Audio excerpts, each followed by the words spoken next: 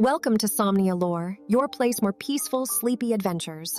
Subscribe, hit the bell, like, comment, and share. The first time anyone noticed him, it was not because of who he was, but because of what he carried. A lamp that did not belong to him, its glass cracked and glowing faintly like the last heartbeat of a firefly. He held it close to his chest, not in pride or greed, but with the tenderness of someone cradling a fragile secret. And from that moment on, those who looked closely enough understood this was not an ordinary collector of things. This was someone who listened to objects, someone who believed every forgotten trinket still had a story to whisper. Before I go on, I want to pause for a moment to remind you of something gentle and important. We truly love and care for you wherever you are right now, curled up in your room or lying quietly in bed. You're not alone in listening. This story is for you, and it is meant to bring you comfort. Before we begin the tale in earnest, tell us softly in your own heart, where in the world are you listening from? And what time is it where you are? Take a breath, let the thoughts settle, and now let's get started. Stealy's story did not begin with the lamp, though. It began in a time before memory, when he was only a boy with oddly long fingers and eyes that often wandered toward the corners of rooms where nobody else looked. While the other children chased sunlight across the fields, he crouched in the dust, gathering bottle caps, twigs, scraps of ribbon, and coins with no shine left. He was quiet, even shy, but when his hands closed around those forgotten things, he felt something stir, something small and wordless, like a hum pressed just beneath the skin of the world. The others laughed at him sometimes, called him odd or distracted, but he was never ashamed. He felt deep down that these things mattered, that their existence was not yet finished. He lived in a home that was hardly a home, more a place of passing than of belonging. His parents were kind enough but distant, always moving from one task to the next, too busy to see how his hands trembled with wonder when he held a shard of colored glass to the light. They thought his fascination was nonsense, something he would grow out of. And yet, every night, he would place the objects he had found in a careful line by his bedside. He would whisper to them before sleep, as though tucking in children of his own. "You're safe now," he'd murmur. "I'll keep you until you remember who you are." And perhaps it was imagination, or perhaps it was something stranger, but in the soft dark, the objects seemed to reply. Not in words, but in impressions. A warmth like an old embrace from the cap of a lost bottle. A flicker of sorrow from a worn-out shoe buckle. A faint echo of laughter from a marble, with its surface dulled by countless rolling games. They were alive in their silence, and Stealy, though he did not have the language to explain it, knew he had been given a gift, an ear for what the world discarded. As he grew older, the world only grew noisier. Teachers asked for answers, neighbors for help, strangers for explanations.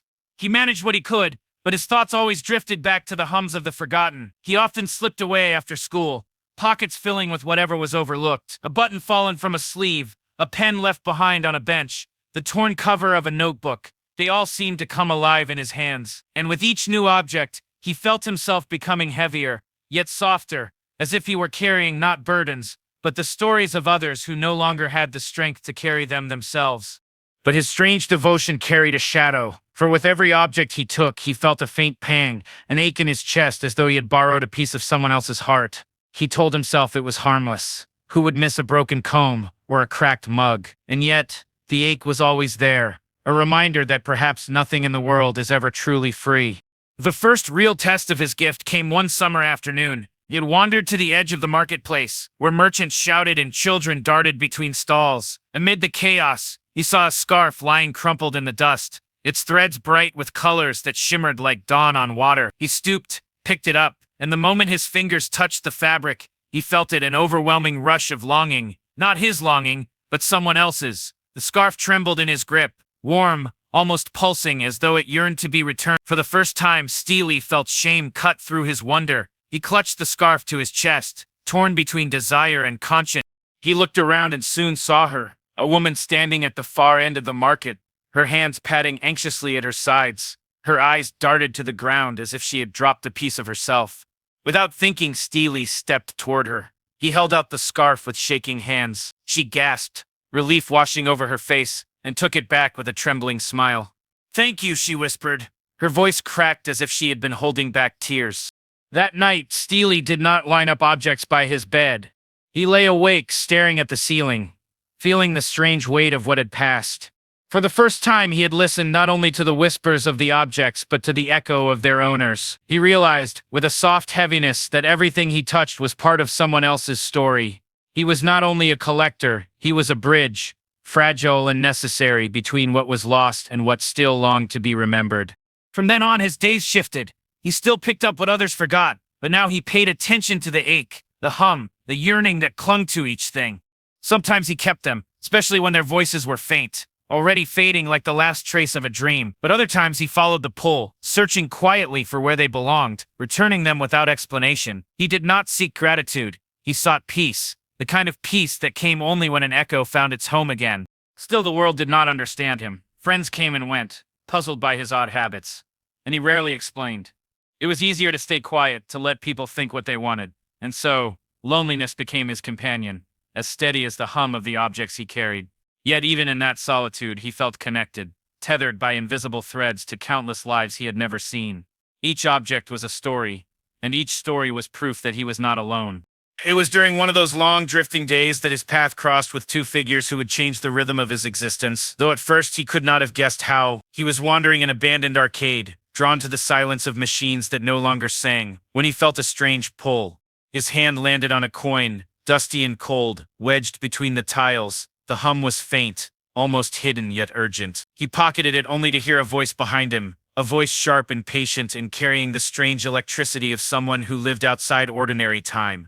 "Hey, what are you doing with that?" He turned and there they were, a man with hair like wild silver sparks, his eyes carrying both brilliance and exhaustion, and beside him a boy whose nervous fidgeting betrayed more sensitivity than his words could. The man's name was Rick, though Stealy did not know it yet, and the boy was Morty, though Stealy could already feel the tremor of kindness in his presence. They looked at him as though he were both ridiculous and intriguing, a stranger caught in the act of listening to things no one else could hear. And though he did not yet understand it, this meeting was the beginning of a journey that would carry his quiet gift across dimensions, testing the weight of his conscience against the vast indifference of the cosmos. And for the first time, Stealy wondered whether his odd, tender devotion was a gift at all, or a burden that would follow him forever. Stealy stood there in the hushed glow of the abandoned arcade, the faint hum of the coin still pressing against his palm like a heartbeat that was not his own. Rick's sharp eyes flickered with suspicion, but only for a moment. The older man quickly lost interest, muttering under his breath as if the universe itself bored him. Morty, on the other hand, lingered. He tilted his head, watching Stealy with a mixture of nervousness and curiosity, as though he recognized something hidden, something too delicate to name. Stealy did not speak. He rarely did. But in the silence between them, a quiet bond began to take root. It was as though Morty could feel the same tremor he always felt, that strange balance between fear and kindness that pulled him in two directions at once. Rick waved a hand dismissively, already turning away. "Come on, Morty. We don't have time to babysit some coin sniffer." His voice carried no malice, only weariness, the fatigue of a man who had seen far too much to be surprised by anything anymore. But Morty hesitated, his eyes flicking back to Stealy, who was still cradling the coin like it might slip away if he loosened his grip. Rick, maybe we should," he began, but Rick cut him off with a grunt and a shrug. Stealy simply nodded, neither defending himself nor explaining. Words had always felt clumsy to him, like trying to cage smoke. That night, as Stealy walked home beneath the muted glow of street lamps, the memory of Morty's gaze stayed with him. It was not the first time someone had looked at him strangely, but it was the first time the look had not been mocking or dismissive. It had been curious, gentle, almost understanding. For someone who had grown used to loneliness as his constant companion, that small flicker of recognition meant more than he wanted to admit. He placed the coin on his bedside table, whispering the same words he always did. "You're safe now until you remember where you belong." But this time the whisper carried a new softness, as if it were meant not only for the object, but for himself. The following days blurred together in the way time often does when you are waiting for something unnamed. He carried on as usual, picking up forgotten things, listening to their faint murmurs, feeling the weight of their borrowed stories. But now, the silence between those murmurs seemed to echo louder. He caught himself wondering about Morty, about the nervous energy that seemed to wrap around the boy like an invisible shield.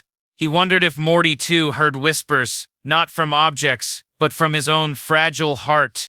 One afternoon, Stealy found himself wandering again near the edges of the marketplace. The sounds of bartering and laughter washed over him, but he moved as though he were half submerged in water, tuned to a quieter frequency.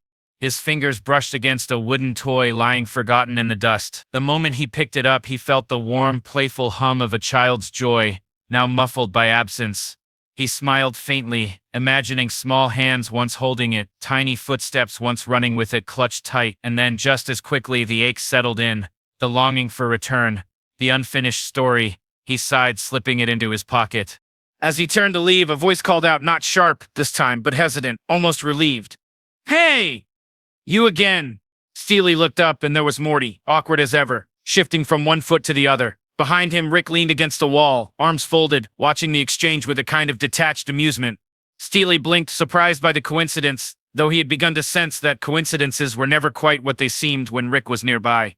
Morty gestured clumsily at Stealy's pocket. You're still doing that thing? Picking stuff up?" His tone was more curious than accusatory. Stealy nodded slowly. "They speak," he said softly, the words leaving his lips like fragile birds. Morty frowned, puzzled, but something in him didn't doubt it. Maybe because deep down, Morty also lived with things no one else seemed to hear. The constant pull of Rick's impossible world, the weight of choices too big for his shoulders. Rick chuckled dryly. "Morty, don't encourage him. He's just another guy who thinks junk has feelings. It's harmless until it isn't." He lit something small and flickering, inhaling with disinterest, but Morty ignored him, his eyes fixed on Stealy. "So, do they tell you, where they want to go?" The question was simple, almost childlike, but it made Stealy's heart shift. He nodded again, the ache in his chest softening. Someone had finally asked, not with ridicule, but with genuine curiosity. They walked together for a short while, Rick grumbling in the background but not interfering.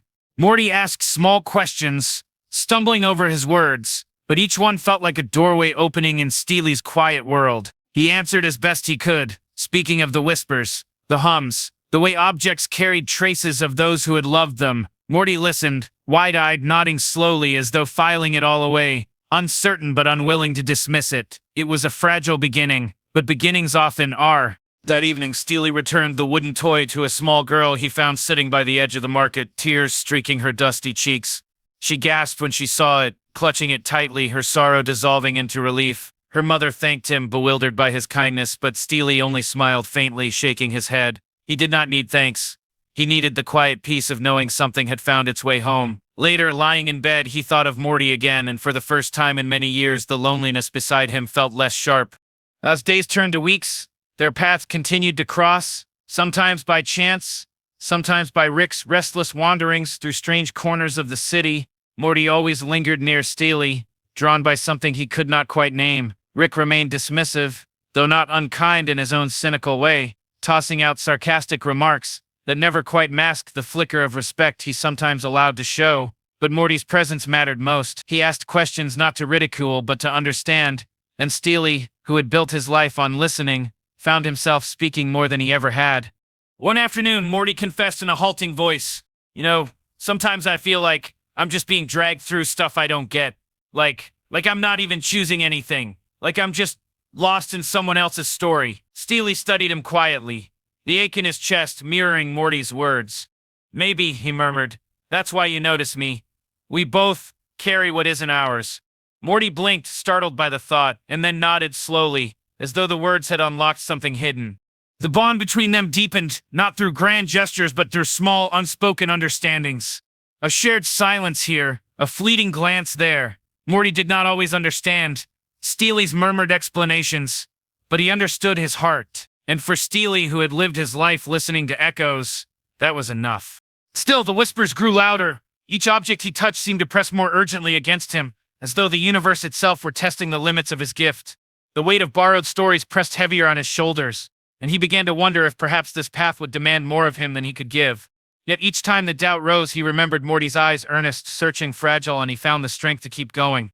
One night, as he sat with a collection of objects spread out before him, the air seemed to shimmer. A strange glow flickered in the corner of the room, and Rick's voice drifted in as if from another world.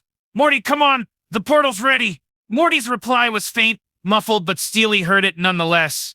The pull of their world, vast and unpredictable, was calling again. He looked at the objects before him, then at the faint memory of Morty's face in his mind. For the first time, he felt a stirring of choice, not just to listen to the whispers of forgotten things, but to step into the larger hum of stories that stretched far beyond his own quiet corner. And though he did not know it yet, that choice would lead him into places where even the whispers of objects could not protect him. Only the bonds he had begun to weave would. The glow from Rick's portal shimmered like liquid glass, bending the air in ripples that made the ordinary world look fragile as though it might shatter at any moment. Morty hesitated on the threshold, glancing back at Stealy, who stood rooted in place, the weight of his pocketed objects pressing against him like silent companions. Rick rolled his eyes, tapping impatiently at the device in his hand. Come on, Morty. The portal isn't gonna wait, and your little friend there, he can tag along or stay behind. Doesn't matter to me. His words were casual, but they carried the faintest edge, as though even Rick, buried beneath layers of cynicism, felt the strangeness of Stealy's presence. Morty's eyes lingered on him, wide and hesitant. You should come, he said softly, almost pleading, as if he knew Stealy would regret turning away. For a long moment, Stealy only listened to the faint hum of the coin in his pocket, to the echoes of a dozen other objects whispering in their own fragile voices. They seemed to urge him forward, murmuring that this was not a doorway to fear, but a path towards something larger than himself. With a slow breath, he nodded. And so, with Morty's faint smile as reassurance, he stepped into the shimmering air.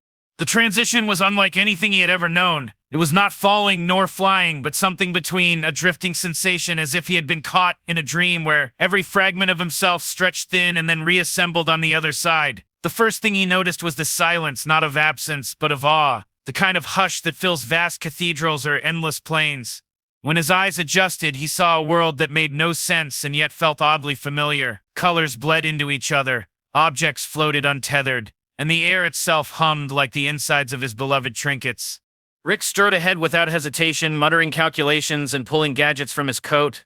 Morty followed more cautiously, but his gaze kept flickering back towards Stealy as though making sure he had not been lost in the transition. Stealy moved slowly, his eyes drinking in the strangeness. Everywhere he looked, the world seemed alive. Rocks that pulsed faintly, trees that bent as though listening, rivers that sang in low vibrations. It was overwhelming, but also comforting, as if this place spoke the same language as the forgotten objects he had carried all his life. He stooped to pick up a small stone, smooth and glowing faintly from within. The moment it touched his hand, he felt the hum, clear and resonant, like a bell rung in an empty room. Unlike the faint murmurs of things left behind in his world, this one was strong, insistent, alive with purpose. His breath caught. For the first time, he realized that here, in this strange dimension, everything hummed, not just the discarded. It was as though the world itself was one great collection, speaking in endless chorus. Morty noticed his expression and stepped closer. You hear it, don't you? Even here? His voice was low, almost reverent, as though he too could feel something without fully understanding. Stealy nodded slowly, his fingers trembling around the stone. Everything, he whispered. It's all awake. Morty shivered but did not look away. For once he felt less alone in his unease, and Stealy felt less alone in his gift. Rick, of course, dismissed it. Yeah, the rocks sing. The grass hums. Morty, don't get sentimental about it. It's just energy. Quantum resonance, whatever you want to call it. Don't romanticize the noise of the universe. But even as he spoke, there was a flicker in Rick's tone. A weary acknowledgement that perhaps the boy and his quiet friend were touching on something deeper than he cared to admit. They continued walking until they reached what seemed to be a city. Though it was unlike any city Stealy had ever known, towers rose like spirals of glass, shifting as though they breathed. Pathways shimmered, bending beneath their feet as though alive, and everywhere, objects floated in the air. Cups, books, toys, fragments of worlds Stealy could not name. They drifted as though suspended in thought, each one humming with its own faint story. His heart ached at the sight. It was as if he had stepped into the heart of his own gift, a place where the forgotten were gathered, waiting to be seen. Morty whispered, It's like TV, but everywhere. Stuff from other worlds, just floating. Rick snorted, Close enough, Morty. Interdimensional bleed over. Things slip through, get stuck here. Some folks call it a junk dimension, but I call it convenient. He reached for a gadget, clearly intent on harvesting what he could. Stealy, however, moved differently. He reached out not to take but to listen. Each object he brushed against sang a different note, an echo of its lost home. Some were soft and content, resigned to their drift. Others cried out with sharp longing, aching to return. He felt each one like a tug on his own chest, and it left him trembling. Morty watched him carefully. You want to take him back, don't you? Stealy hesitated. Not take, he said softly. Carry, until they remember. Morty nodded, though he did not fully understand. Still, he felt the truth in it, and for a moment the chaos of the strange city faded into something tender. But Rick interrupted with a scoff. You two are hopeless. You think the universe cares about lost mugs and broken toys? These are just byproducts, accidents. The cosmos doesn't play caretaker. It plays roulette. Get used to it. His words were sharp, but Stealy noticed the way Rick's eyes lingered on one object in particular, a photograph drifting slowly through the air. For the briefest moment, Rick's hand twitched as if to grab it, then withdrew. Stealy caught the flicker of grief in his expression, but Rick turned away too quickly to let it surface. Stealy said nothing. He had learned long ago that some stories are too raw to touch. As they pressed deeper into the shifting city, Stealy began to feel the hum grow heavier, more insistent. It was not just the pull of individual objects, but a collective weight, as though the place itself was asking something of him. He slowed, pressing a hand to his chest, trying to steady his breath. Morty noticed and touched his arm gently. You okay? Stealy nodded faintly, though his voice was low. There's so many, too many. His eyes shimmered, overwhelmed by the chorus of longing. Rick glanced back, annoyance softened by the faintest edge of concern. If you're gonna collapse, do it somewhere I don't have to drag you. But Morty tightened his grip on Stealy's arm, guiding him forward, refusing to let him falter alone. And in that small act, Stealy felt a new strength stir within him. He had carried whispers his whole life, but now, for the first time, someone was helping him carry the weight. They came at last to the heart of the city, where a vast structure rose like a tower of drifting glass. Inside, objects swirled in endless spirals, drawn toward a center they could never reach. The hum here was deafening, vibrating through Stealy's bones. He sank to his knees, clutching his head, the weight nearly unbearable. Morty knelt beside him, his voice urgent but soft. Stealy, hey, it's okay. You don't have to listen to all of it. Just one at a time. His words were clumsy but full of care, and they steadied Stealy in a way nothing else could. With a trembling breath, Stealy focused. Among the countless voices, he found one, small, fragile, clear, a child's laugh, trapped inside a simple wooden rattle. He reached for it, cradling it in his hands. The hum softened, and for a moment, the entire city seemed to pause. He closed his eyes, feeling the warmth of the memory inside it, and whispered the words he had always whispered. You're safe now. I'll keep you until you remember. When he opened his eyes, Morty was staring at him with quiet awe. Rick turned away, muttering under his breath, but his hands clenched tighter around his gadgets. And though Stealy did not fully understand it yet, he had crossed a threshold. This was no longer about collecting whispers. It was about choosing which ones to carry, which ones to return, and which ones might change him forever. And somewhere deep inside, he knew this was only the beginning. The days in the village moved like clouds drifting across a still sky, sometimes glowing with light, sometimes darkened with passing moods, but always in motion, always soft. Elias grew taller, though he hardly noticed it himself. He had begun to feel the strangeness of being both a child and something else entirely, a kind of quiet observer in his own life, as if the dreams he carried had followed him into waking hours. The villagers spoke of him with affection, not because he did anything grand, but because he seemed to notice the little things others often forgot: a withering plant that needed water, a bird trapped in a thatched roof, an elderly man struggling to lift his basket. He noticed, and he helped.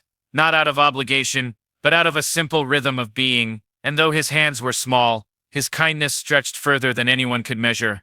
He did not yet understand the power that moved within him, the soft ability to see what others missed, the way his presence stitched together spaces that had grown quiet or frayed. But in the evenings, when the air cooled and the stars blinked awake one by one, he would sit outside his home and feel as though the universe whispered just for him. It was in these moments that his mother sometimes joined him, her face worn with the gentleness of someone who carried more stories than she told.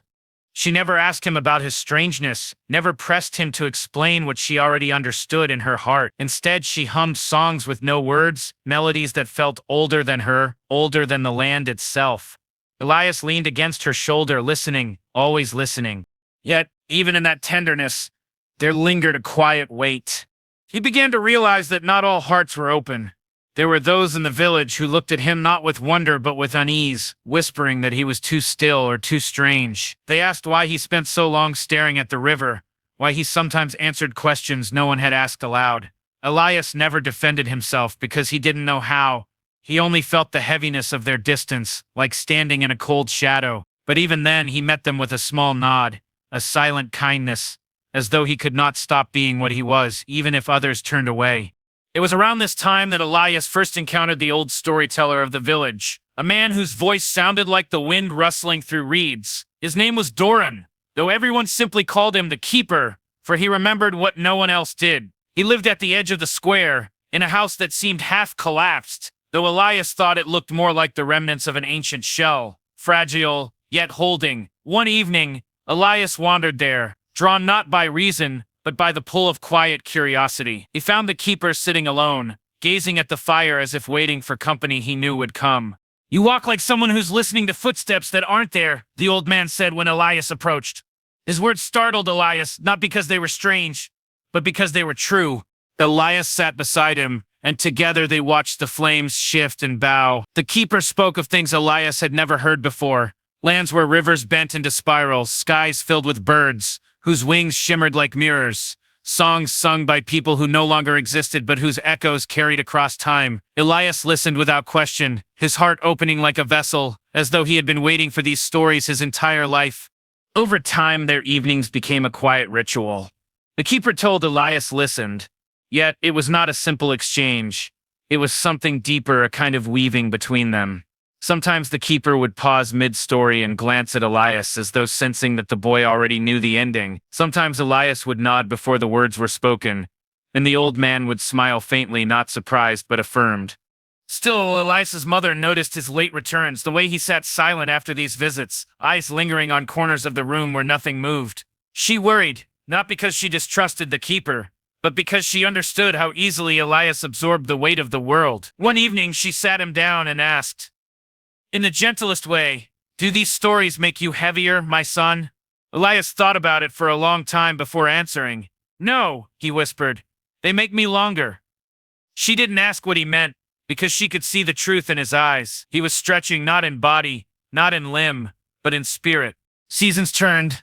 The once boy who lingered by rivers and stars was now growing into himself, though never in haste. His steps carried more intent, his gaze held more depth. He continued to help where he could, though quietly, almost unseen. One autumn afternoon, when a storm broke branches across the road, Elias was the first to gather them, clearing the path before anyone else stirred. Another day, when the village dog disappeared, he searched until dusk, finally finding it caught near the riverbank, frightened but alive. People began to speak less of his strangeness and more of his presence, how he arrived when needed, though never called. Yet beneath these small acts was a larger unfolding.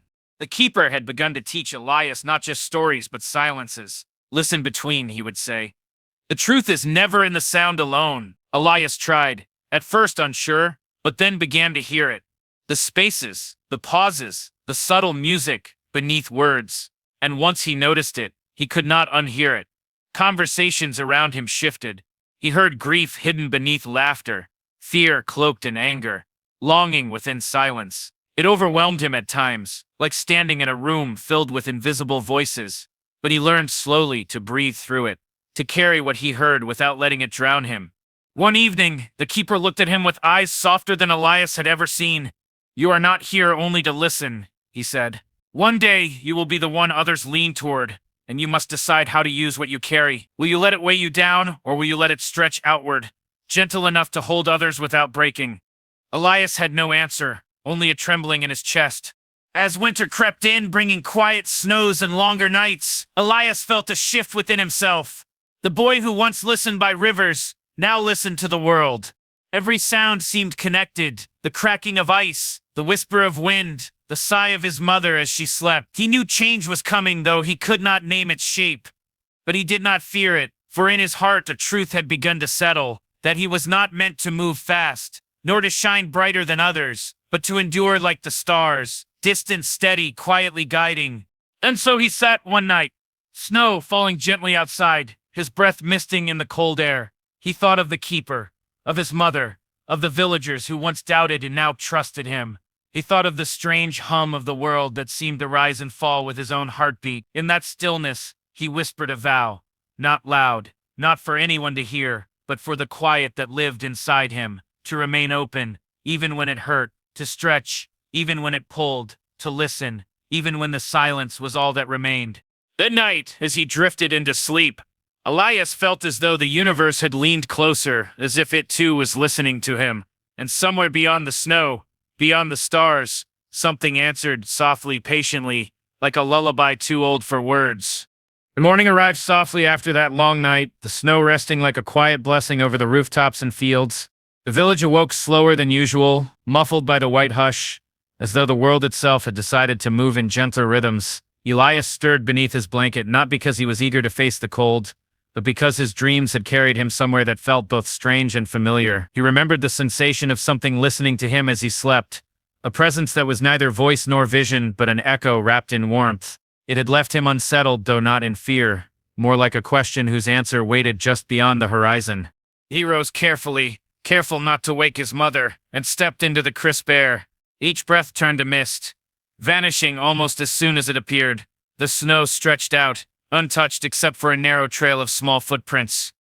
Perhaps a fox or a bird, meandering without purpose. Elias followed them absently, his thoughts turning inward.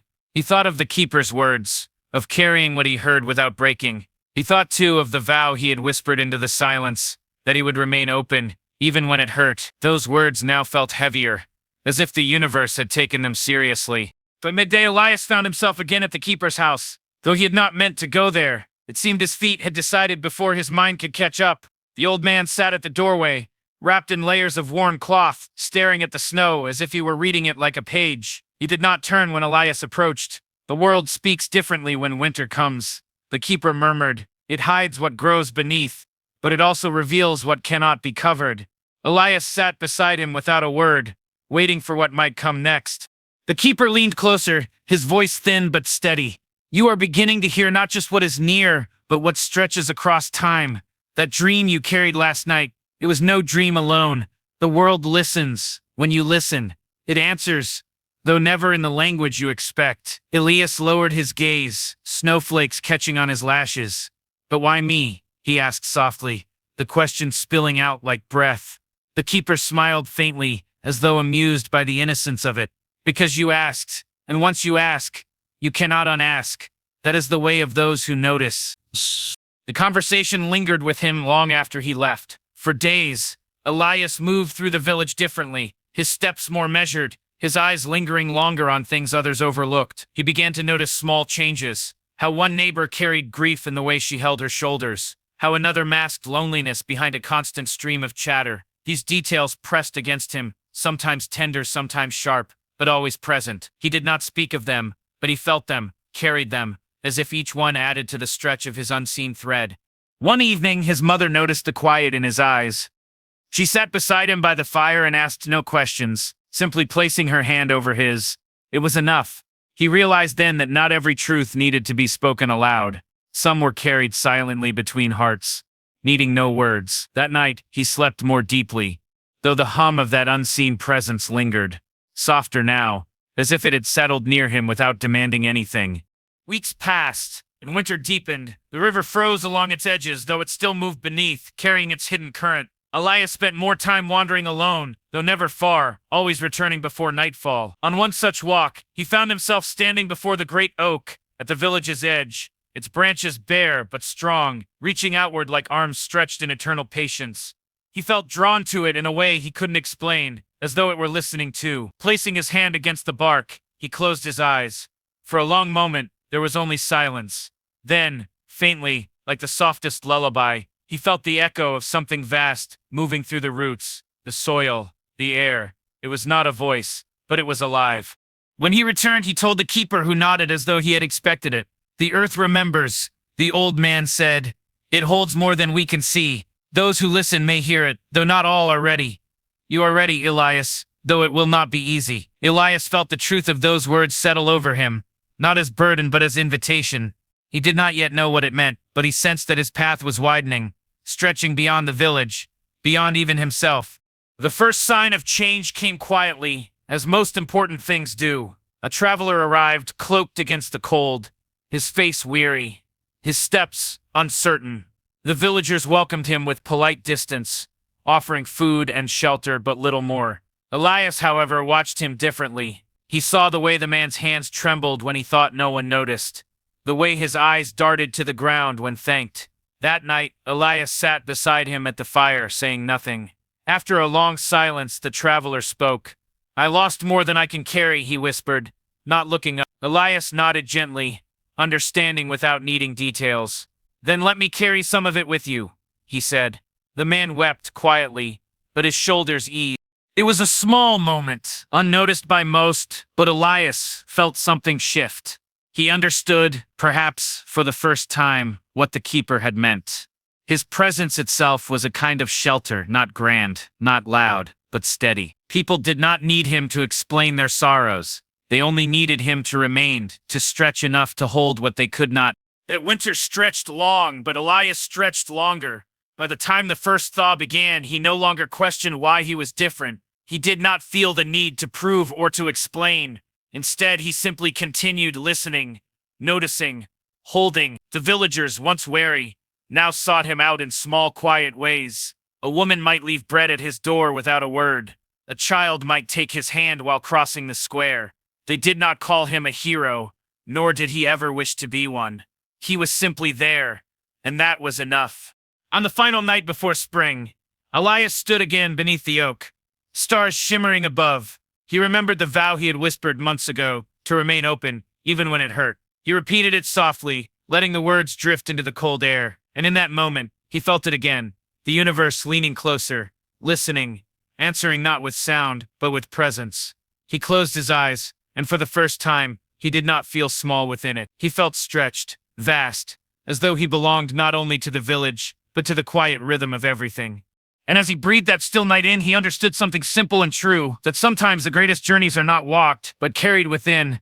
The thaw arrived slowly, as though the earth itself was stretching after a long sleep. Snow retreated from the rooftops, dripping in steady patterns that sounded like a lullaby over stone. The river, once muted by ice, loosened its voice and began to murmur again, carrying with it the scent of soil and promise. Elias walked often to its banks, where he would crouch and watch the water shift and glide, as if it were carrying secrets he might someday understand. Each day he felt the air grow softer, and with it something inside him seemed to soften too, like a knot loosening in the chest. The villagers, still cautious from the winter stillness, moved more easily now, their chores spilling into longer hours of light. Children returned to the square, chasing each other with laughter that echoed against walls still pale with frost. Elias stood among them sometimes, not to join, but to observe. Their joy lifted him, though he did not know how to hold it in the same way they did. He carried joy differently, quieter, slower, as though it belonged to a deeper well. Still he watched, and in their brightness, he felt a warmth of his own. The keeper, weaker with each passing week, no longer sat outside his doorway. Instead, Elias went to him, carrying food or firewood, though the old man asked for little. Their conversations grew shorter, but no less meaningful. Often, they sat together in silence, the keeper's eyes closed, Elias's gaze steady. One afternoon, the old man lifted his hand slightly, gesturing toward Elias. "The world does not give gifts without reason," he whispered. "You were given ears that hear what others cannot. Remember, listening is not only to take in, it is also to give back." Elias nodded, though he was not certain he understood. The words felt heavy, like seeds, meant to be planted in time. Not long after, word spread through the village that the traveler who had once arrived in winter had left in the night. He had taken nothing from them, only the memory of quiet kindness. Some wondered aloud why he had come at all. Elias said nothing, but in his heart he knew the man had come to be seen, and having been seen he could carry on. It made Elias wonder if others too would someday come and go, leaving only traces that lingered like footsteps in snow. Spring unfurled slowly, tender and green. Flowers pressed through soil, hesitant but certain, like shy faces leaning toward the sun.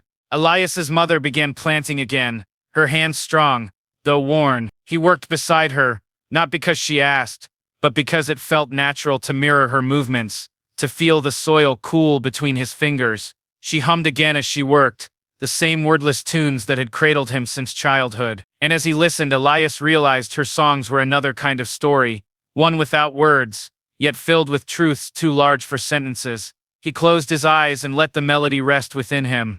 One evening he returned to the oak tree, drawn by an instinct he could not name. The branches were fuller now, new buds pushing against the memory of winter. He pressed his palm to the bark, steady and patient. This time the hum he felt was stronger, deeper, like a pulse running through both tree and earth. It thrummed beneath his skin until he felt as though he himself were rooted. He whispered without thinking, "I am here," and in the quiet it seemed the earth replied, not in words, but in presence, steady and certain. As days lengthened, Elias began to notice more people seeking his company in subtle ways. A young boy brought him small trinkets, stones shaped like hearts, feathers tangled in grass. An elder paused to sit beside him at the square, speaking little but leaving with lighter eyes. Elias never offered solutions or advice. He only remained steady as he could, and in his steadiness others seemed to find their own clarity. He wondered if this was what the keeper had meant, that listening was itself a kind of giving. Yet change was not without shadow. The keeper's health declined further, his body thin and fragile like parchment worn by years. One night Elias sat by his side, holding his hand as the fire dwindled low. The old man's breath was shallow, his eyes closed, yet his voice carried with surprising strength.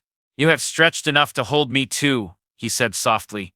"Do not fear the weight you carry. It is not yours alone. It belongs to the world, and you are only its vessel." Elias's eyes stung, but he did not cry, only pressed the man's hand more firmly in his own. When dawn came, the keeper was gone, his face calm as if he had simply returned to the silence he had always known. The village mourned, though quietly, for he had been more myth than man to many of them. But for Elias, the loss was vast, like a river carving deeper into its bed. He stood by the old house, feeling both emptiness and fullness, as though the stories the keeper had carried now echoed inside him. He whispered a thank you, not to be heard, but to release it into the air. In the days that followed, Elias walked often to the oak, carrying his grief like a small flame cupped in his hands. The tree seemed to hold it with him, steady, patient, and slowly the sharpness dulled, leaving behind something softer, an understanding that endings were not walls, but openings. He remembered the old man's words, listening is not only to take in, but to give back. And so Elias began to share, not stories of grandeur, but moments. How the river bent around stones, how his mother's song sounded at dusk, how silence itself could feel like love. The villagers listened, and though his voice was quiet, it carried further than he expected. Seasons had always shifted without his notice, but now Elias felt himself shift with them. He was no longer only the boy who watched rivers and stars, nor only the one who listened. He was becoming something more, someone who held, who stretched, who gave back. And though he still felt the ache of loss, he also felt a deeper thread weaving through it all, binding him to the world in ways he could not yet name. That night, as he lay beneath the growing warmth of spring, Elias whispered once more into the quiet. "I will carry," he said. And somewhere beyond the branches, beyond the stars, the universe seemed to hum in answer, steady and sure, as if to say, "You already are." The days after the keeper's passing felt quieter, though the village itself had not changed.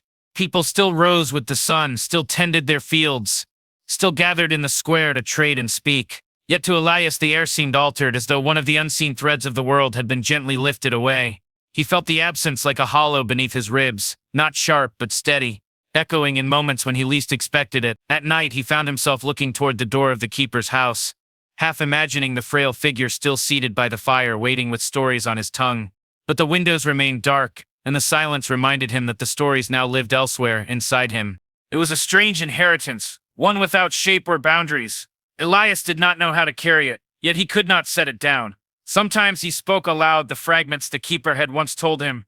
Rivers that bent in spirals, skies filled with mirrored wings. The words felt different now, not like stories heard, but like roots pushing deeper into soil. When others asked him to share, he did, though gently, never with the flourish of a performer. He simply let the stories move through him, as though he were only the reed and not the wind. The villagers began to notice. At first it was children who sought him out, gathering near him at dusk, their small faces tilted upward as he spoke. Then elders who listened quietly, their eyes misted with memory. What surprised Elias most was that they did not only listen to his words, they listened to his pauses, to the silences he let linger, to the spaces where something unspoken hung like a lantern between them. In those silences, people seemed to find themselves reflected, and Elias realized that perhaps this too was part of listening, to let others hear their own hearts more clearly. His mother watched with quiet pride, though she never said so aloud. Instead, she prepared his meals with a little more care, folded his blanket more neatly, left him small signs of love in everyday gestures. Elias felt them, each one like a stone added gently to a cairn, marking the path he was walking. Sometimes, late at night, she would sit beside him and listen as he shared fragments of the Keeper's teachings. She never interrupted, never doubted. Her silence was its own kind of affirmation. As spring ripened into early summer, travelers began passing through more frequently. Some stayed a night, others only an hour. But many of them found their way to Elias.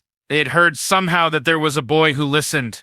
A boy whose presence felt like rest. Elias did not seek them out, yet they came, and each brought a story, spoken or unspoken. One man with eyes like storm clouds spoke of a son he had lost and never buried. A woman carrying only a single bag wept without explaining why. Elias held their grief quietly, not trying to mend it, only offering the space for it to exist. When they left, they did so with shoulders eased, though nothing in their lives had been solved. It was during one of these evenings that Elias began to sense something new stirring within him, as a young girl told him of a dream she had, a dream of a sky filled with endless doors. Elias felt an image rising in his own mind, vivid and immediate. He saw the doors as she spoke, felt their weight, their strange hum, as though her vision had become his own. When she finished, he described what he had seen. Her eyes widened, astonished, for his words matched her dream in ways she had not told him. Elias felt a tremor in his chest, not fear, but recognition. The stretch within him was lengthening still, moving into places he had not known before. This new depth unsettled him. At night he lay awake, wondering if what he carried was a gift or a burden. To feel the weight of others was one thing. To see what lay hidden in their dreams and hearts was another. He remembered the Keeper's words. You will decide how to use what you carry. Elias did not yet know his choice, but he sensed that time was bringing it closer. One afternoon, he returned to the oak tree, seeking the quiet strength of its roots. He pressed his hand to the bark, as he had done many times, but this time the hum felt sharper, more insistent. It thrummed in his veins until his whole body seemed to vibrate with it. He closed his eyes and saw, not the tree, but the lives it had sheltered, the children who had played beneath it, the lovers who had carved their names, the storms it had endured. He felt them all at once, a flood of memory not his own, yet passing through him as though he were a vessel. When he pulled his hand away, he staggered, breathless, but steadier than before. The days that followed carried him further into this widening. He began to sense the stories not only in words or silences, but in the very air around him. A broken fence told of years of weather. A stone worn smooth by feet carried the echo of countless journeys. Even the river seemed to murmur not just water, but the passage of time itself. Elias did not tell anyone of these sensations. He simply lived with them, quietly weaving them into the way he moved, the way he spoke, the way he listened. One evening, as dusk spread its soft blue across the sky, his mother found him sitting by the fire. Eyes distant, she placed a hand on his shoulder and asked softly, "Does it weigh too much?" Elias hesitated, then shook his head. "It stretches," he said, the same word he had once used long ago, but now it meant something more. His mother smiled faintly, not needing more explanation. The summer deepened, and with it, Elias's place in the village grew clearer. People did not call him healer, nor sage, nor leader. They called him simply Elias. Yet they sought him as one seeks shade on a hot day or still water when thirsty. He became part of the rhythm of their lives, not by effort but by presence. And in this presence, he felt himself becoming what he had always been meant to be. Not extraordinary, not shining, but steady, listening, open. Still, he sensed that the path ahead was not yet complete. There were moments when the horizon seemed to call, when he felt the pull of something beyond the village, beyond even the oak and the river. It was not urgency, but invitation, as though the world itself whispered, "There is more to hear." Elias did not know when or how he would answer, only that the day would come. For now, he remained, watching, listening, carrying, and in the quiet of those long summer nights, beneath stars scattered like soft lanterns across the dark, he felt the universe leaning closer still, patient, waiting. The days passed with a softness that lulled the village into a steady rhythm, yet beneath the surface, Elias felt a shift growing stronger. The pull he had sensed before was no longer a faint murmur, but a quiet drumbeat that seemed to echo through his bones. It did not urge him with force, but it lingered, patient and insistent, like the way a river presses against its banks, shaping them little by little. He continued to live among his people, listening to their joys and their sorrows, But often when he looked beyond the hills, his gaze lingered too long and his heart tightened with the weight of what lay unseen. One evening, as twilight bled into night, Elias sat beside the river. The air was warm, carrying the scent of grass and wet stone. He closed his eyes and let the current's murmur wash through him. But instead of peace, he felt a stirring, an image rising unbidden. He saw paths stretching outward, narrow trails twisting through forests, roads winding toward distant mountains, seas unfurling like sheets of glass beneath vast skies. Each path shimmered faintly, and Elias felt the same hum within them that he had once felt in the oak tree's bark. The world beyond was not silent. It was waiting to be heard.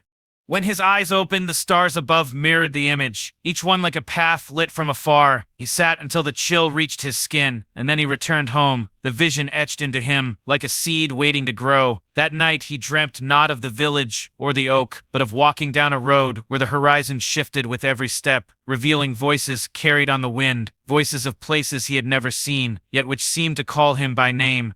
In the morning he rose early, his decision not yet spoken but already taking root. He spent the day as usual helping mend tools, carrying water, sitting with the children as they laughed through their games. Yet everything carried a new weight, as though each moment were both an ending and a farewell. When his mother looked at him, she seemed to know without asking. That evening, as they shared a simple meal, she placed her hand over his and said quietly, "The road is calling you, isn't it?" Elias lowered his gaze but did not deny it. She smiled, not with sadness, but with a tenderness that carried no chains. "Then you must go. Roots must deepen. Yes, but even rivers move." The following days were filled with gentle preparations. Elias took little with him, a satchel, a blanket, a flask for water, and a small piece of cloth. His mother pressed into his hand. It was worn soft, embroidered with a pattern of stars she had sewn when she was younger. "When you are far," she said, "this will remind you that you are never lost." He carried it carefully, feeling the weight of her love in every thread. On the morning of his departure, the villagers gathered not with fanfare, but with quiet blessings. The children hugged his legs, their eyes bright with questions they did not ask. Elders pressed his shoulders, offering words that carried both pride and sorrow. The oak tree loomed behind them, its leaves trembling in the morning breeze, and Elias felt its steady presence like a silent farewell. He stood for a moment, letting the image burn into his memory. The river's shimmer, the fields alive with dew, the faces that had shaped him. Then he turned toward the road, his heart both heavy and light. The first steps away were the hardest. Each sound of his boots against the earth felt like a line being drawn between the life he had known and the one awaiting him. Yet with every step forward, the pull inside him steadied, as though the rhythm of the path was aligning with his own pulse. The road stretched ahead, quiet but alive, and Elias walked with no haste, letting his senses open to all that surrounded him. He noticed the rustle of unseen creatures in the grass, the shifting of shadows as clouds passed over the sun, the way the wind seemed to weave through the branches as though carrying whispers.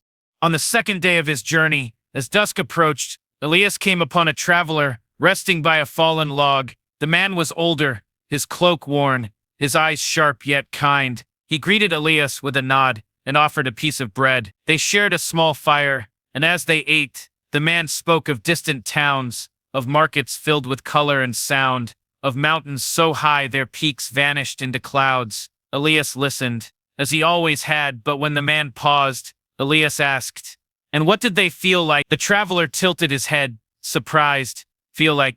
Elias nodded. The man thought for a long moment before answering, "Like being small, and yet part of something vast." His words lingered in the night air, resonating with the hum Elias carried inside. They parted the next morning, but Elias walked with a new awareness. He realized that his journey was not only to see but to feel, to listen beyond what eyes could capture. And as he moved through forests and fields, through valleys where mist clung to the ground, he found himself attuning more deeply. In the hush of dawn, he felt the grief of trees felled long ago.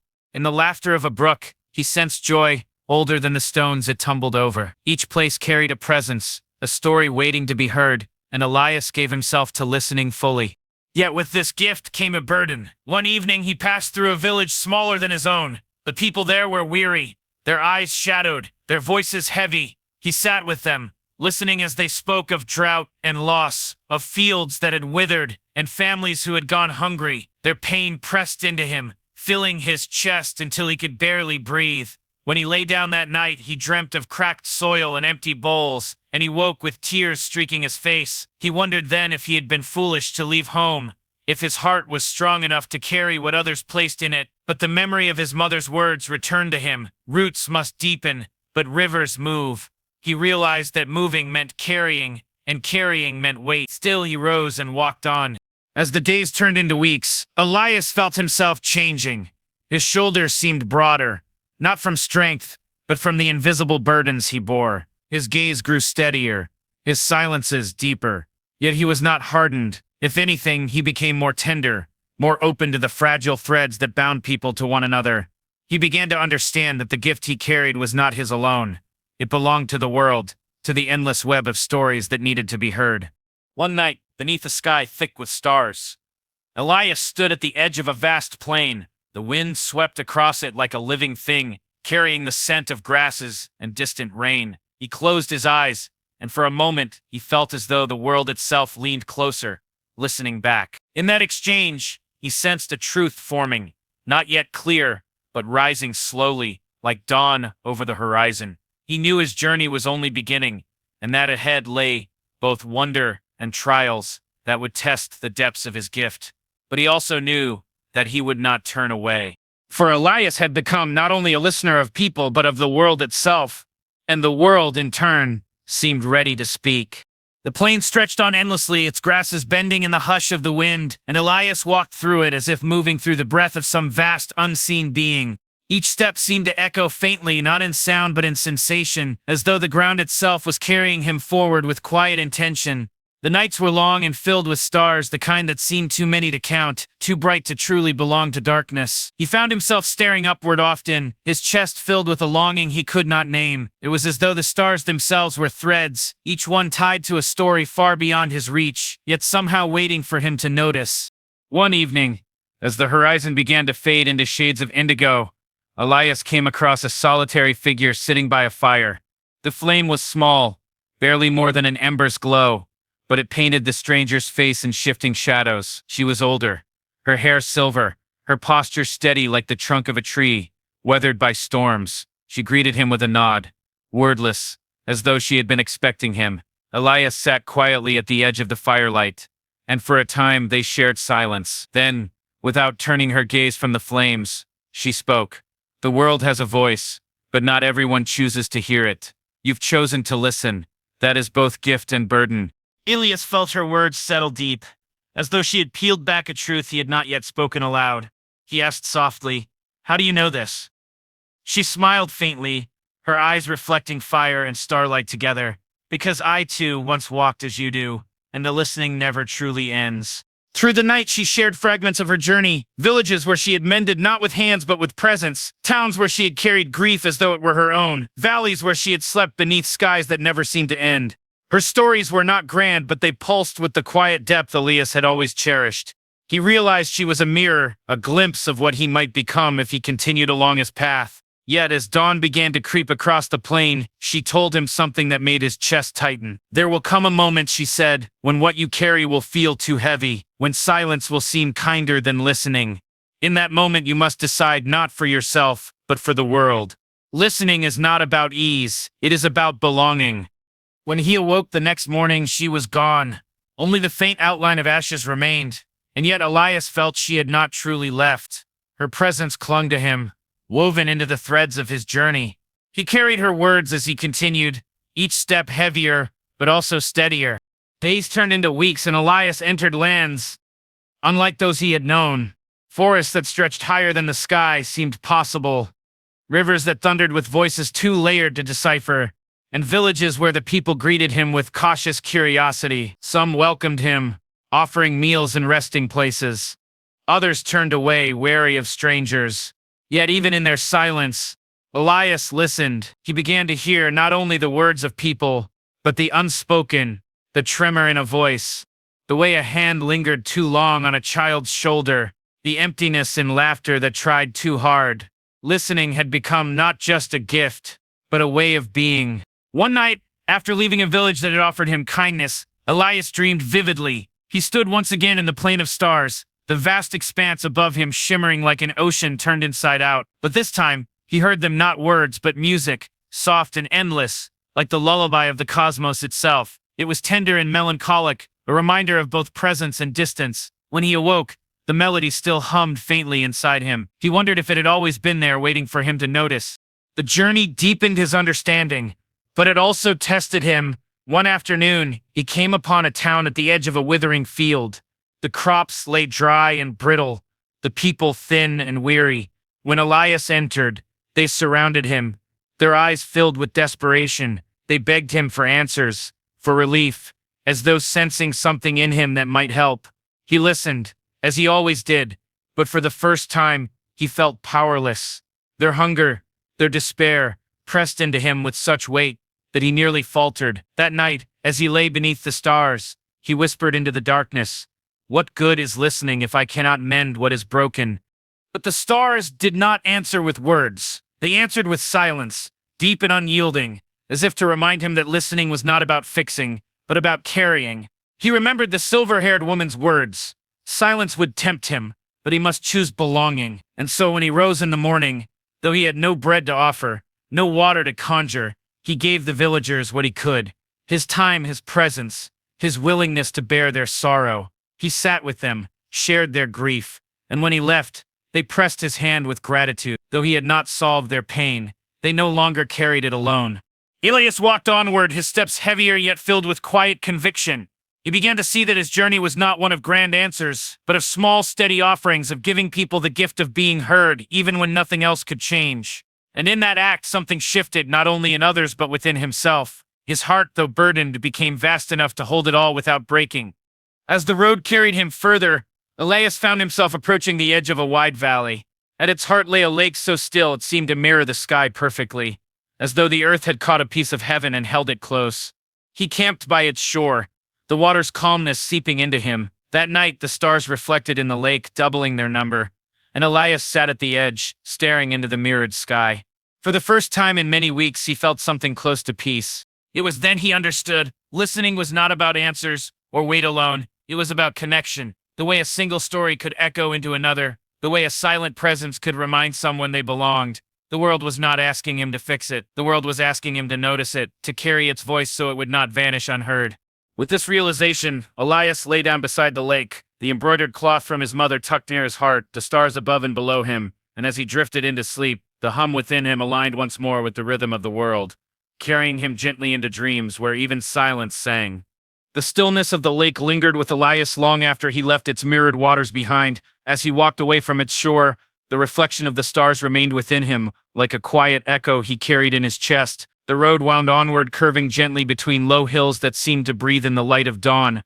Each rise and fall of the land felt less like distance traveled and more like the rhythm of a lullaby guiding him forward. He realized that the further he went, the more the world itself seemed to open, revealing not only its vastness but also its patience.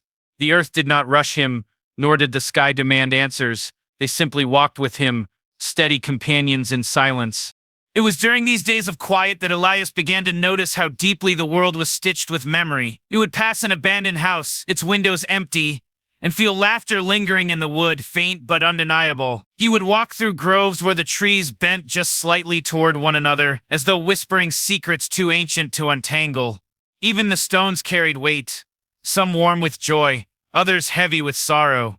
And always, Elias listened, letting these remnants fill him. They became like threads weaving into his own story, expanding him in ways he did not fully understand but could not deny. One evening, as the horizon burned with the soft glow of dusk, Elias came upon a path that seemed different from the others he had walked. It was narrow, overgrown with grass, but it curved in such a way that it seemed to invite him. He followed it without question, his feet moving as though they already knew where it led. After some time, he reached a small clearing where a figure stood waiting. It was not unusual to meet travelers, but this one felt different. The figure was young, perhaps only a little older than Elias had been when he first felt the oak's hum. Her eyes shone with quiet light. Though she smiled gently, Elias felt she carried something hidden beneath her calm. She greeted him softly, asking if he was weary, and offered him water from her flask. They sat together beneath the first stars of evening, and in her voice Elias heard a strange familiarity, as though she were both stranger and reflection. She told him she too had once left home following a call she could not name, but unlike Elias, she had turned back before her journey was complete. She spoke of the ache of returning, of watching the years pass while always wondering what lay beyond the road she had abandoned. Her words did not carry bitterness, but they shimmered with a melancholy that settled deep into Elias's heart. As they shared the night, she leaned closer and whispered, "The journey changes us, but so does leaving it unfinished." Elias listened, his chest tightening. He wondered not for the first time whether his own strength would falter someday. He thought of her eyes, bright but shadowed, and understood that the choice to turn back had left her, carrying a different kind of weight. When dawn came, she walked with him to the edge of the clearing. Before parting, she placed her hand on his and said, "Do not walk for yourself alone. Walk for all who wish they could continue." Elias carried her words as he moved forward. They felt both heavy and light, a reminder that the journey was not only his own. Each step became not just an act of listening, but of honoring those who had silenced their own call. It deepened his resolve, even as he knew the road ahead would test him again and again. The landscape began to shift as days folded into one another. Forest thinned, giving way to stretches of open land where the wind carried long songs across the grasses. Villages became fewer, and often Elias spent nights alone beneath the stars. Yet he did not feel alone. The world itself seemed to speak more clearly now. Sometimes it came in the sigh of wind through reeds, sometimes in the hush before dawn when the air held stillness like a held breath. These moments reminded him that silence, too, was a kind of language, one that asked nothing but presence. Still, solitude brought its challenges. There were nights when loneliness pressed so tightly that Elias could barely sleep. He would lie awake staring at the stars, wondering if anyone thought of him in that same moment. On such nights, he would hold the cloth his mother had given him, its threads worn soft, and remind himself that even far from home, love could still reach him. In that simple act, the ache would soften, replaced by a quiet steadiness that carried him into dreams. It was during one of these lonely stretches that Elias encountered something unlike anything before. While crossing a barren ridge, he felt the air shift around him, heavier and colder. At first, he thought it was only the weather, but soon he noticed the silence was too deep, too deliberate. Even the wind had ceased. Ahead, the path narrowed between two high stones, and from within their shadow a faint murmur rose, not the voice of people, nor the hum of trees, but something older, vast, and unsettling. Elias stopped, his breath caught. The murmur seemed to recognize him, curling around his thoughts as though testing his presence. For the first time, he felt listening turn inward, pressing against his own heart. It was not a call, but a question. He stood in stillness, trembling, yet did not retreat. Slowly, he let his breathing match the silence. And when the murmur grew clearer, he understood it was not meant to frighten him. It was memory, ancient and raw, lingering in the stones. They had borne witness to countless travelers who had passed, to lives long ended, to journeys forgotten. By listening, Elias allowed them to be remembered, if only for a moment. When he stepped through the stones, the air lightened again, yet he knew something had shifted within him. He had walked into a place where silence spoke louder than sound, and he had endured that night. As he rested beneath a pale moon, he realized his gift was not about hearing alone.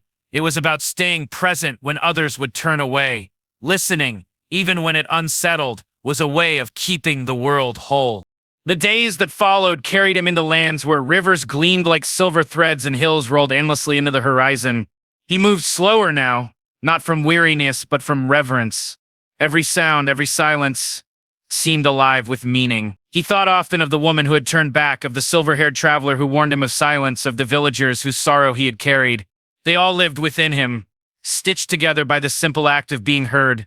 And so, as Elias lay beneath another sky, filled with stars, he no longer felt small. He felt part of the vastness, woven into the fabric of voices that stretched across time. His journey was still unfolding, but already it had become larger than himself. With every breath, with every quiet step, he was beginning to understand what it meant to belong, not just to his village, not just to the road, but to the world itself. The night had grown colder, its silence broken only by the faint rustling of leaves and the distant cries of unseen creatures. Aiden moved carefully through the dim path, the torchlight in his hand flickering against the rough stone walls that seemed to close in tighter with every step. His body was weary, but his mind burned with restless questions.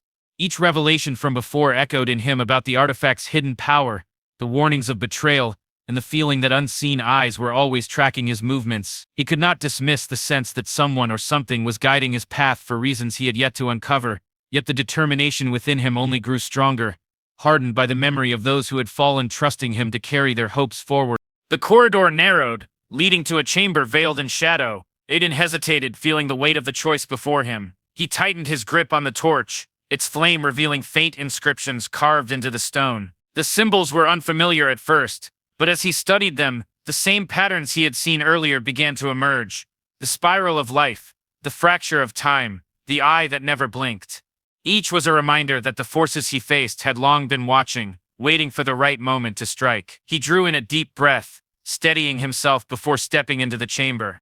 Inside, the air felt heavier, charged with an unseen energy that prickled against his skin. At the center of the chamber stood a pedestal, its surface etched with more of the ancient markings. Upon it lay a small crystalline shard, faintly glowing as though it pulsed with its own heartbeat. Aiden's eyes locked on it immediately. This had to be another fragment of the power he sought, yet he did not move closer, not yet. His instincts screamed caution and he trusted them. Around him, the shadows seemed to shift, forming shapes that flickered in and out of sight, as if memories trapped within the walls themselves were replaying their final moments.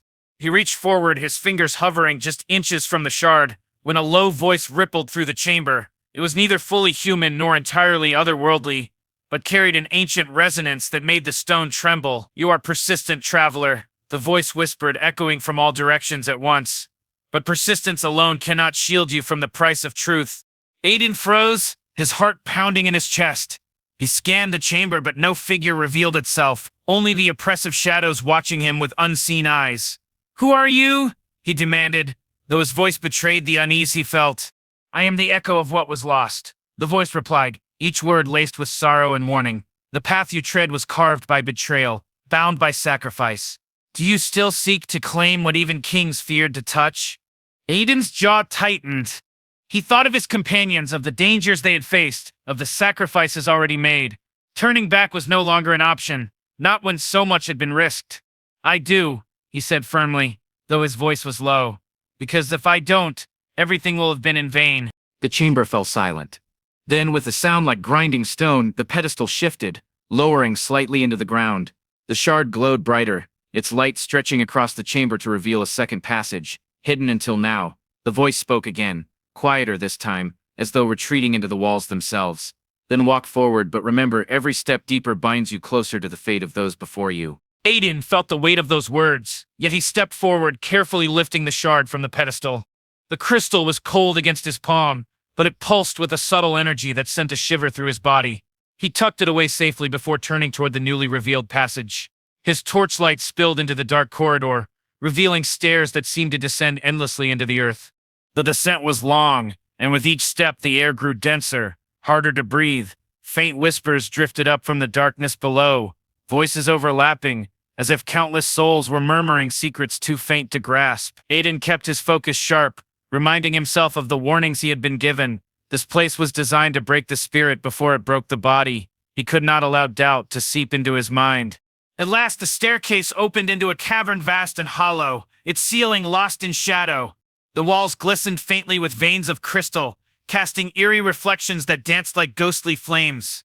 At the center of the cavern lay a pool of still water, its surface smooth as glass. Aiden approached cautiously, sensing that this was no ordinary water. As he neared, the reflections shifted unnaturally, revealing not his own face but images of moments he had lived, choices he had made, regrets he carried, and fears he buried. He knelt by the edge, unable to look away. The pool showed him the faces of those he had lost, their eyes heavy with blame. He clenched his fist, trying to shake the vision, but the pool shifted again, showing him a future where he faltered, where his journey ended in failure, and the world paid the cost of his weakness. His chest tightened, a storm of doubt rising inside him. But then another image surfaced, a vision of his companions, still alive, still trusting him to endure. Their faces gave him strength, pulling him back from the edge of despair. He rose, his resolve rekindled, and turned his back to the pool. Whatever this place sought to do, it would not succeed, not while he still carried their hope. Faint rumble shook the cavern as though the chamber itself had acknowledged his strength. Across the water, another path revealed itself, lit faintly by the glow of embedded crystals. Aiden did not hesitate. He stepped forward, the sound of his boots echoing softly as he crossed the cavern and entered the new passage. This path led upward, twisting and winding until he emerged into a smaller chamber. At its center was not another artifact or vision, but a figure cloaked in shadow, waiting. Unlike before, this presence was tangible, real. The figure's hood concealed its face, but the aura it carried was undeniable. Power, ancient and commanding. "You have come far," the figure said, its voice steady, neither welcoming nor hostile. "But the further you go, the less certain your purpose becomes. Tell me, Aiden, do you truly know what you are seeking?" Aiden met the figure's hidden gaze without flinching. "I seek the truth. I seek to end the cycle that has consumed so many before me." The figure was silent for a long moment before stepping closer, its movements deliberate and calm. "Then be prepared," it said at last. "For the truth will not only test your strength, it will demand the very essence of who you are." Aiden's breath caught as the figure raised its hand, and the chamber filled with blinding light. For a moment he felt weightless, suspended between worlds, as though reality itself had been peeled away. When the light faded, he was no longer in the chamber, but standing in an unfamiliar landscape, vast and endless, where the boundaries of time and space seemed to dissolve into one. And in that moment, he knew his journey had crossed into a realm where nothing would ever be the same again. The strange realm stretched endlessly before Aiden, its horizon lost in a swirl of shifting colors that defied the logic of any sky he had ever known. The ground beneath him felt solid, yet with each step it seemed to ripple like liquid, as though the very fabric of this place was alive. Silence pressed down on him, heavy and unnatural, broken only by the faint hum that seemed to vibrate in the air, a sound too constant to be ignored. He tightened his grip on the shard he had claimed earlier, sensing that its faint glow was the only tether linking him to reality. Without it, he feared he would dissolve into this place as countless others might have before. He took a steadying breath and began to walk, each step echoing softly against the shifting ground. The world responded to his movement. Colors shifted, shadows bent, and faint outlines of structures appeared at the edges of his vision, vanishing whenever he tried to focus. It was as though the realm itself tested him, refusing to reveal more until he proved he was ready. Aiden's mind remained sharp despite the disorientation, repeating his purpose silently. Find the truth, end the cycle, carry the burden for those who could not. Then ahead in the distance, a shape began to emerge. Unlike the fleeting illusions before, this one remained, solid and real. It was a structure, a tower of black stone impossibly tall, its peak vanishing into the swirling sky.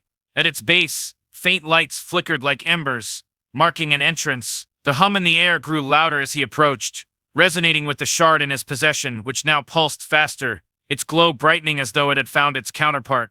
The entrance to the tower stood open, a dark archway carved with symbols far older than any Aiden had seen before.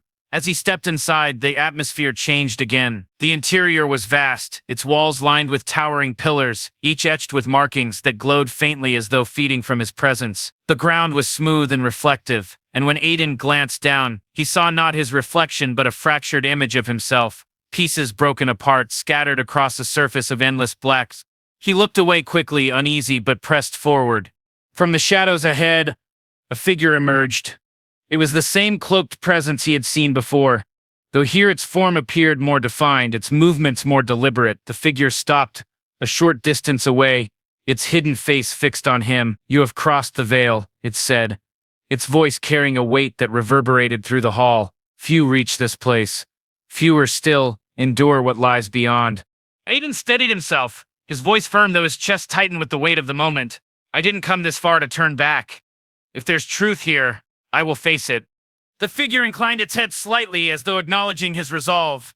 Then it extended its hand, and from the air itself a weapon materialized, a blade unlike any Aiden had seen before, forged of light and shadow intertwined. "To claim truth," the figure said, "you must first confront what has always bound you.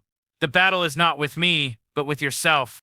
Before Aiden could respond, the figure raised the blade, and the chamber rippled like water disturbed by a stone. In an instant, Aiden found himself no longer facing the cloaked figure, but standing opposite himself. The reflection was not perfect. This version of Aiden was twisted, darker, his eyes burning with something fierce and consuming. He wore no expression of doubt, no trace of hesitation, only ruthless certainty. The false Aiden spoke, his voice sharp like steel. "You call yourself determined, but you've been nothing but hesitant. Every step you've taken has been weighed down by fear, by guilt. How can you hope to carry the truth when you cannot even carry yourself?" The words struck deeper than any weapon, but Aiden drew his own blade, forged by instinct, in his hand. Its weight was unfamiliar, yet it pulsed with the same energy as the shard. "You're not me," he said through gritted teeth. "You're what I refuse to become." The dark reflection smirked, lifting his blade. Then prove it. The clash came swift and merciless. Steel met steel in a burst of sparks that echoed through the hall, their strikes relentless, each one fueled by something deeper than mere strength. The reflection fought with ruthless precision, every strike a reminder of the doubts and failures Aiden had carried. Each blow seemed to expose his weaknesses, forcing him to confront them directly. But Aiden fought back, his movements guided not by perfection but by resolve. He thought of his companions, of the sacrifices made, of the lives depending on him to endure. Each swing of his blade was not for himself, but for them, for the hope he carried in their stead. Slowly, strike by strike, he began to push his reflection back. The Dark Aiden snarled, his voice rising with fury. You can't escape me. I am every failure you've ever known, every fear you've buried. I am the part of you that will always remain. Aiden's blade clashed against his doubles with a force that sent both reeling, sparks scattering across the chamber. His chest heaved, but his eyes blazed with clarity. You're right, he said between breaths. You are my fear, my failure, my weakness. But you're not all of me. With a final surge of strength, Aiden pressed forward, his blade cutting through the shadowy form. The reflection cried out, its body fracturing into shards of darkness before dissolving into the air. Silence filled the chamber once more, broken only by Aiden's ragged breathing. He lowered his weapon slowly, his hands trembling from the battle, not just of steel but of spirit. The cloaked figure reappeared, its presence calm, unshaken by the battle that had just taken place. You have faced yourself, it said, and though the shadow remains within you, you have proven it will not rule you. This is the first step toward truth. Aiden stood tall, despite the exhaustion weighing him down. His body ached, but his heart felt lighter, steadier. Then what comes next? He asked, his voice quiet, but resolute. The figure lifted its hand once more and the walls of the chamber began to shift. The markings glowed brighter, forming a spiral of light that expanded outward, enveloping them both. The air grew thick with energy, and Aiden felt himself pulled forward, as though being drawn into the very core of the tower. You will see, the figure said, its voice echoing as everything dissolved into brilliance. But know this, the deeper you go, the closer you come, not only to truth, but to the choice that will define it. The light consumed everything. For an instant there was no sound, no sight, no weight of body or thought. Only a vast expanse of silence waiting to reveal what lay beyond. The brilliance faded slowly, dissolving into the outline of a vast chamber, unlike any Aiden had seen before. He felt the floor beneath his feet settle into stillness, no longer rippling as it had in the outer realms. The air was hushed, thick with reverence, and around him stood towering pillars carved with flowing patterns of light, each one stretching upward until they disappeared into an endless ceiling of stars. It was as if the sky itself had been drawn down into this hall, a sanctuary suspended between what was real and what was remembered. His breathing was steady now, though his body still trembled faintly from the battle he had fought against his own reflection. The cloaked figure stood near the center, its form softer now, less imposing, as though even it bowed to the weight of this place. Between them rose a pedestal, carved from stone that pulsed faintly with a rhythm like a heartbeat. Resting atop it was a fragment of crystal, larger than the shard Aiden carried, its glow steady but muted, as though it waited for something to awaken it. Aiden felt the shard in his hand stir, its light pulsing faster in response, as if it longed to rejoin its greater whole. He stepped closer, the sound of his footsteps soft against the luminous floor. The air grew warmer as he neared the pedestal, and with each breath memories flickered at the edges of his mind, faces of those he had walked beside, voices calling to him in tones of both joy and sorrow. He paused, placing a hand on the shard at his chest. It beat like a living heart. The cloaked figure's voice was softer now, no longer carrying the heavy resonance it once had. Every journey leads here, it said, to the place where truth waits to be chosen. Many who arrive mistake this chamber for an end. It is not. It is the beginning of a choice that will ripple across everything you know.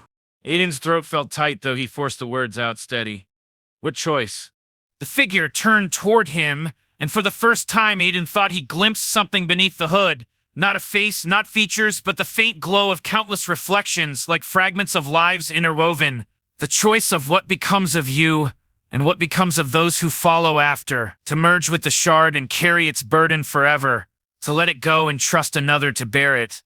Or to break it, ending the cycle. Though the cost would reach far beyond yourself. The weight of those words pressed into Aiden's chest, heavier than any battle. He looked down at his shard again, watching its glow pulse in harmony with the crystal on the pedestal.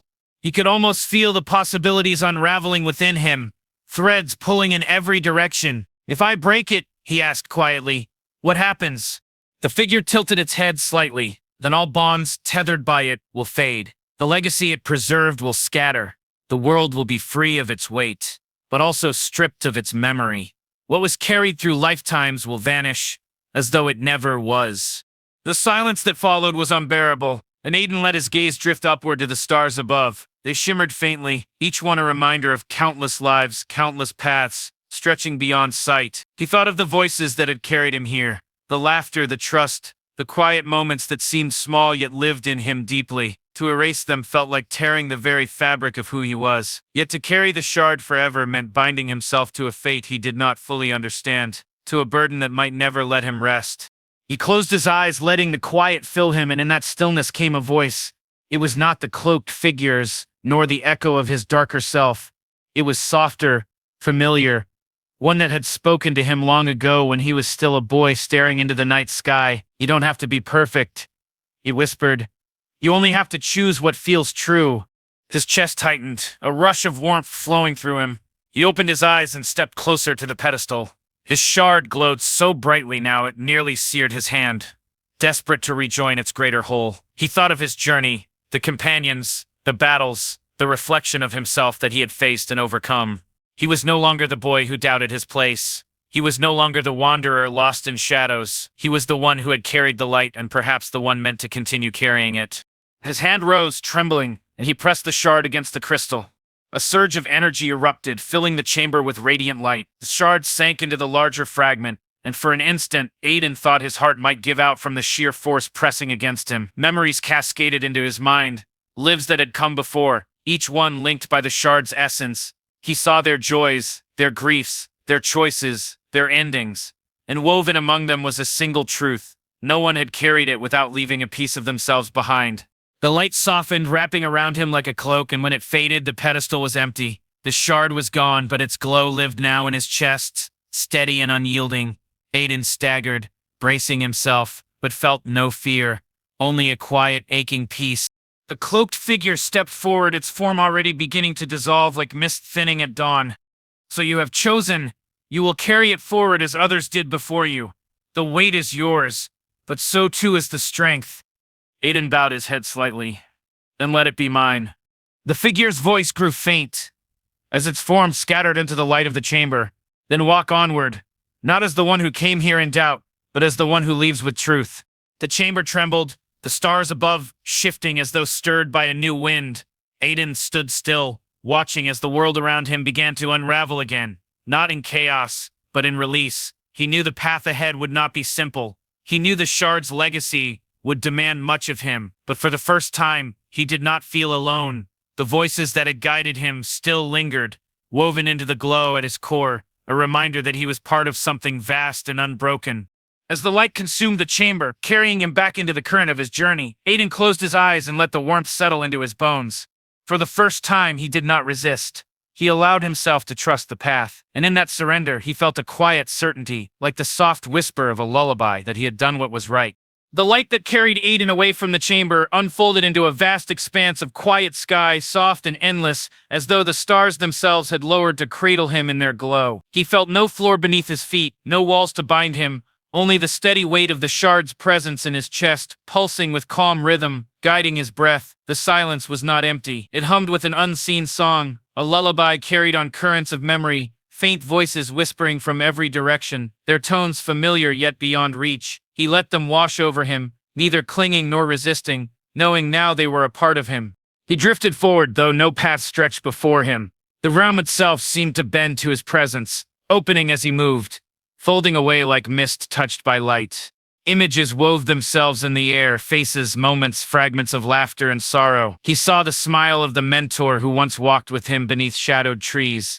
He saw the quiet strength of the companion who had trusted him when he trusted no one. He saw fleeting glimpses of a love unspoken, woven into glances and silences rather than words. Each vision lingered only long enough to warm his hair before fading into the haze of stars. The weight of it all pressed against him, but not as burden. It felt like being wrapped in an embrace both ancient and infinite, a reminder that every step of his path had not been his alone. He touched his chest, feeling the glow there steady and sure, and whispered to the fading visions, "I carry you, always." A gentle shift came, the stars bending into form. He found himself standing now on the edge of a quiet plain, the grass swaying though no wind touched it. The horizon glowed with twilight, a soft band of gold and violet blending into deepening night. At the center of the plain stood a single tree, vast and timeless, its branches stretched wide, leaves shimmering like fragments of starlight. Its roots glowed faintly, pulsing as though in rhythm with his heart. He felt drawn to it, each step carrying him closer to something he could not yet name but knew he must face. When he reached the base of the tree, he paused, staring up at its endless crown. The branches seemed to hold entire constellations, the leaves shifting like memories caught between presence and absence. Beneath its shadow sat a figure, not cloaked this time, not distant, but gentle and familiar, an old man, his form weathered yet luminous, his eyes reflecting both sorrow and peace. He looked at Aiden with recognition, as though he had been waiting. "You've come far," the old man said softly, his voice carrying the calm of rivers and the weight of mountains. "And though you may not know me, I have known you through every step." Aiden's breath caught, his chest tightening with something deeper than surprise. The presence felt both strange and intimate, as if this man had always been watching, woven into the edges of his journey. "Who are you?" Aiden asked, though part of him feared the answer. The old man smiled faintly, lifting a hand to rest against the glowing roots of the tree. "I am no one, and everyone. I am the echo of those who bore the shard before you, the voice that lingers when the path is too heavy to walk alone. I am the part of you that remembers what you have forgotten." Aiden lowered his gaze, unsure whether to bow or to weep. "Why show yourself now? 'Cause you are no longer searching for proof," the old man replied. "You are searching for rest, and before rest, there must be remembrance." He gestured to the tree. "This is where memory lives. Not just yours, but all who walked before. Their hopes, their regrets, their choices, all bound here. Sit, and you will see." Aiden hesitated, then lowered himself at the base of the tree, his back against its glowing roots. The moment his body touched the earth, the visions came alive, the air shimmered, and the stories unfolded. Lives of those who had carried the shard, their voices rising and falling like waves. He saw one who wandered deserts, carrying the shard's glow through endless silence. He saw another who carved sanctuaries of stone to protect others from shadows. He saw one who loved deeply, yet whose love was lost to time, their grief folded into the shard as part of its weight. Each story was heavy, yet none unbearable. Aiden felt their joys as his own, their losses as wounds upon his heart, but through it all, he saw the thread that bound them. None had walked alone. Each life touched others, weaving something greater than themselves. The shard was not a burden because of its power, but because it carried love too deep to fade. Tears slipped from Aiden's eyes as he whispered into the stillness, "So this is what I've chosen, to remember for them, to carry them forward." The old man placed a hand on his shoulder, steadying him. "Yes, but not as chains, as wings." The words sank deep, and Aiden closed his eyes, letting the memories fade back into the tree, leaving only the quiet hum of its roots beneath him. He felt lighter, though the glow in his chest remained strong. The old man's hand lingered for a moment, then withdrew. When Aiden looked again, the figure was fading, becoming part of the light that shimmered in the tree's branches. "You've done enough," the old man said softly, his voice already distant. "Now walk not for duty, but for the peace you have earned. The shard is yours, but it will not bind you. You are free to live, to rest, to be." The figure vanished, leaving Aiden alone beneath the great tree. Yet he did not feel alone. The plain was quiet, the twilight endless, and for the first time in his life, he felt no need to search, no hunger to understand. He simply sat there, breathing with the rhythm of the roots, the glow in his chest steady, eternal. And as his eyes drifted shut, he thought of the stars above, of the voices that had carried him, of the gentle promise whispered into his heart that nothing was truly lost so long as it was carried with love. The grass swayed softly, the tree hummed with memory, and Aiden let himself sink into the peace of it, trusting that whatever lay beyond would unfold as gently as the night sky. The stillness beneath the great tree lingered, wrapping itself around Aiden like a second skin. For a long while, he allowed himself to breathe in its quiet rhythm, feeling the pulse of roots beneath him rise and fall as if in time with his own chest. Yet, though peace had settled upon him, something deeper stirred within the silence, a whisper not from the tree, not from memory, but from beyond. It was faint, almost fragile, like the first note of a song carried across endless distance, but its call was undeniable. Aiden opened his eyes to the twilight plain, noticing now how the horizon had shifted. Where before it had been soft with gold and violet, it now shimmered faintly with threads of silver, winding upward like pathways of light. They reached toward the heavens, delicate yet strong, inviting him forward. He rose, steady on his feet, the glow within his chest synchronizing with the shining threads, as though answering their summons. He took a step and the earth beneath him rippled, not as if it rejected him, but as though it urged him onward. Each stride felt lighter than the last, until he no longer walked upon the plain, but moved as if carried by unseen wings. The threads brightened, weaving together until they formed a bridge of light that arched gracefully across the sky. It stretched toward a horizon he could not yet see, bending out of view, endless and unknowable. And yet he felt no fear. As he stepped onto the bridge, the stars above shifted, leaning closer, as though eager to bear witness. He heard faint voices again, not fragmented memories this time, but something clearer. They sang together, countless voices rising into harmony, not of sorrow, not of loss, but of welcome. It was the sound of arrival, of belonging. Each note echoed inside him, filling the hollow places left by his years of searching. He pressed a hand to his chest, whispering into the endless sky, "I hear you, I'm coming." The bridge carried him higher, lifting him beyond the plain and its twilight, into a space where darkness melted into light. For a moment, he closed his eyes, letting the song carry him, but when he opened them again, the path had brought him to a vast expanse, unlike any realm he had seen. Before him spread a great sea of light, not water, not flame, but something between, shifting in waves that gleamed with every color he had ever known and countless more he could not name. It stretched into infinity, and above it towered arches of radiant stone, vast as mountains yet delicate as glass, shimmering with patterns that seemed alive. The entire place breathed as though it was not a realm, but a being, timeless, watching, waiting. Aiden paused at the edge of the bridge, awe stealing his breath. For all his journey, all his endurance, nothing had prepared him for the immensity of this place. His knees threatened to buckle beneath its majesty, but the glow in his chest steadied him. He stepped forward, and as his foot touched the sea of light, it rippled outward, welcoming him. Each step carried him deeper into the heart of the expanse, and as he moved, the light shifted, shaping itself into forms, faces, familiar and unknown, rising from the waves like reflections. They did not speak, but their eyes met his, filled with quiet recognition. He realized then that these were the souls whose memories had been carried within the shard, freed now to stand before him. They lined his path not as phantoms, but as companions, their presence both grounding and uplifting. One face lingered longer than the rest, the gentle eyes of his mentor, the same that had once guided him when he faltered. The figure did not speak, but lifted a hand, palm open. Aiden mirrored the gesture, and when their hands aligned, though no contact was made, he felt warmth flow through him, steadying him for what lay ahead.